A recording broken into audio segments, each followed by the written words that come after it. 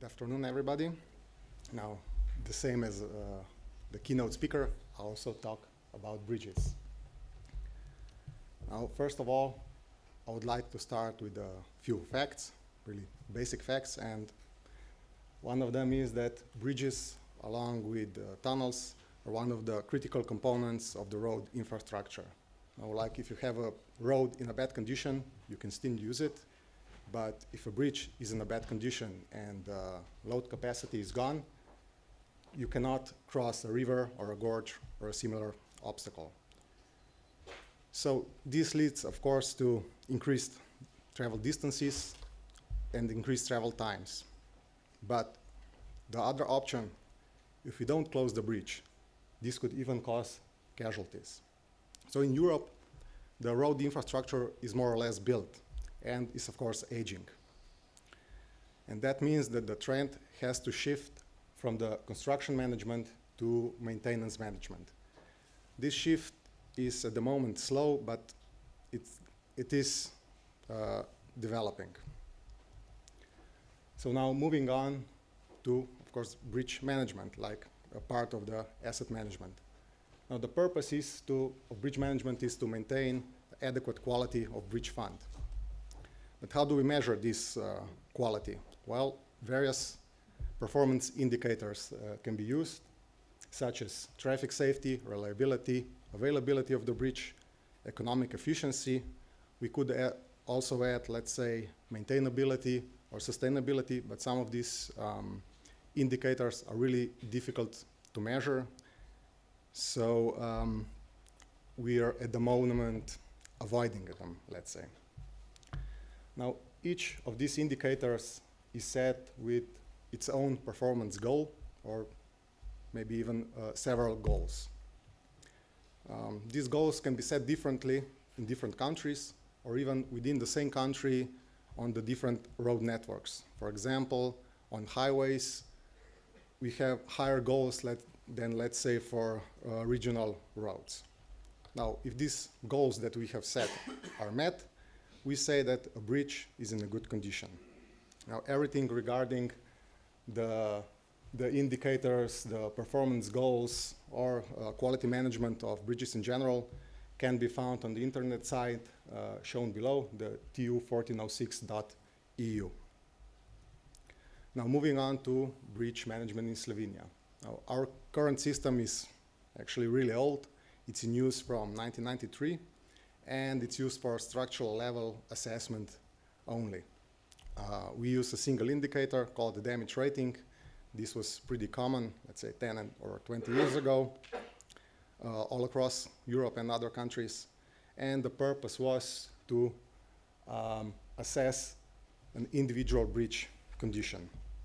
Now we have developed, or we're still developing, a new system which will come into use next year. And it's used for structural and network level assessment, and most importantly, forecast. Multiple indicators are used. These are traffic safety, reliability, availability, and cost. And the main purpose of this new system is maintenance planning and maintenance cost assessment. The new system is partly based on cost action TU1406 findings, and we're using asset management software called the Teams. It's a Canadian company. Now, let's take a look at structural level assessment first. On the structural level, we use three so-called key performance indicators to assess bridge condition. The first one is user safety, and to evaluate it, we use several aspects. First one is pavement damage, then pavement skidding resistance, and we also checked safety equipment in terms of damage and standard compliance. The most important key performance indicator is, of course, reliability.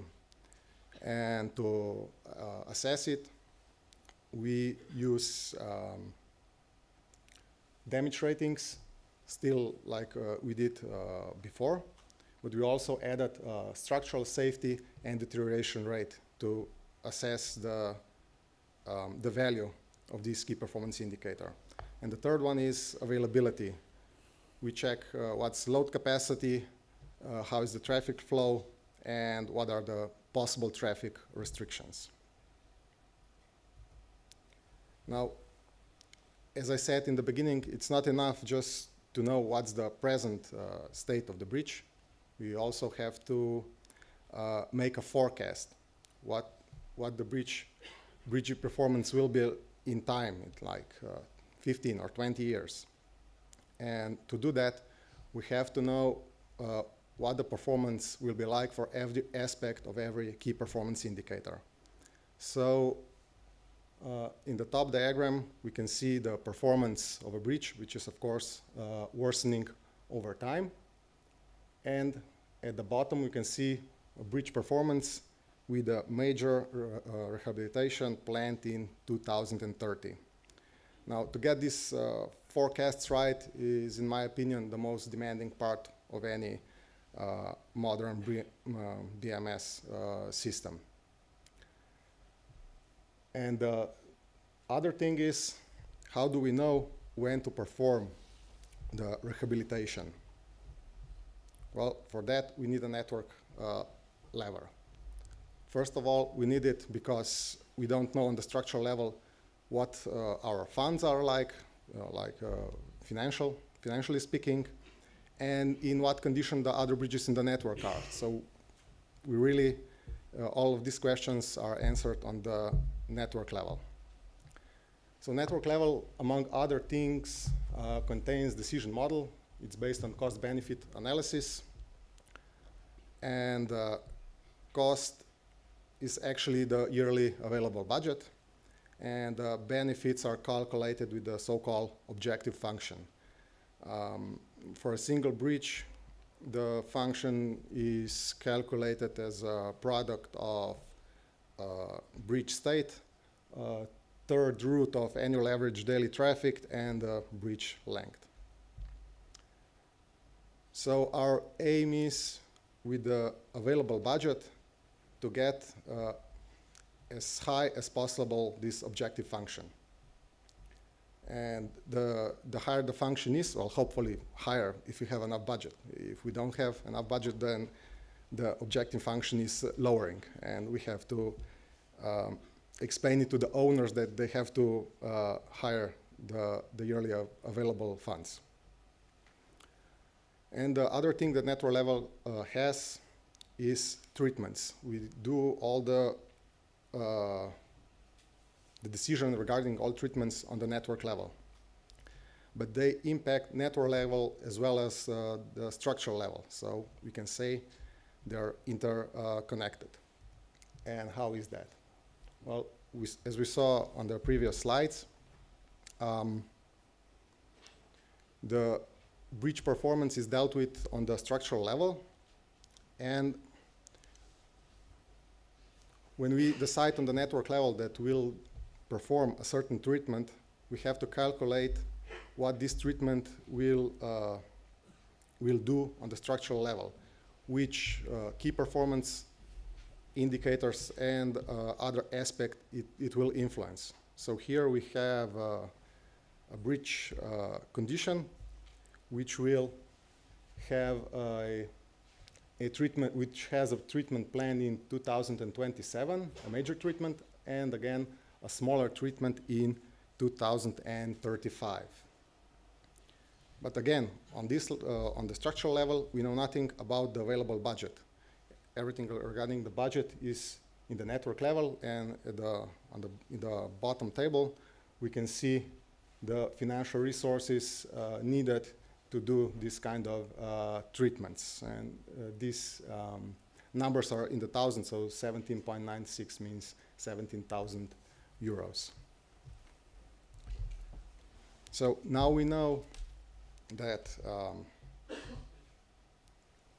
what are the treatments possible and what each treatment will, how each treatment will affect the bridge performance. But still, we don't know which ones to use because we have a lot of treatments available. So we have to calculate the treatment's efficiency. And we do that on the structural level. So we actually calculate all treatment combinations on all the bridges on the fund, and we get the efficiency for every treatment on every bridge. And these efficiencies are actually based on, well, we have the costs and the benefits, and let's say if we want to change the pavement, and if the pavement on a particular bridge is in a good condition, it won't yield as much benefits as if you were to change the pavement on the bridge with a low condition. So that's basically how we decide, or the analysis decides, which treatments are most efficient. There are, of course, many other things, but I don't have time to go into detail. But at the end, the analysis provides us treatments along with the costs year by year for the entire period which is under, let's say, investigation. Well, at the end, the results are presented in GIS environment, because it's of course a lot easier to discuss open questions, especially if we are dealing with the whole bridge fund. So in the middle of the picture we see, let's say, a bridge which has a good load-bearing capacity. It's in green. And the traffic, the key performance indicator, user safety, is in yellow. So it might be that some railings are in the bad condition, or maybe skid resistance is bad. So we would have to click on the icon to see what's wrong. On the right side, it's the bridge reliability, which is also in yellow, so it could be better. But still, because it's, we can click on it and see exactly what's wrong with it. And the bottom icon provides us with some basic bridge data. So this is still a beta version. We are tested for another year, but for the moment, we are, let's say, pretty satisfied with what we have done. But once we widen this to the whole bridge stock, we'll actually see if we did a good job or we have any glitches. Now, to conclude, I would like to be at least a bit academic and address one major challenge and a few basic needs, which are actually also challenges in asset management. Now, I was in a conference a few weeks ago where I've heard that in the last 50 years we have built more infrastructure than before in the entire history, which is no doubt, undoubtedly true. So to maintain this infrastructure in time, as I said in the beginning of the presentation, we will surely need more funds than ever, and the funds needed for maintenance will surpass the funds needed to build new infrastructure. Maybe not in China, as we have seen in the keynote lecture in the morning, but let's say in Europe, this is certainly the case. So what are the needs for this, for asset management to be effective? First of all, we need a structured data collection. Like data collection is very structured in the design phase, as we have seen in the morning with the BIM and other things. But once the infrastructure is put into commission, we sort of forget about it for the next, let's say, 10 to 15 years. Then we perform inspections, few monitorings. If we are satisfied, we put the results in the drawer, and we basically forget about it until, in most cases, it's too late. And the second need is data reliability. As my predecessor said, visual inspection is a bit problematic, but we won't change that. Visual inspection is here to stay, undoubtedly, because it's very cost effective. And the problem is, at least in many countries, that there are no standards or codes how to perform inspection, plus you cannot have a review of every inspection made. And the third need is data precision. We have to ask ourselves, do we need data, I know, to a 3-decimal precision?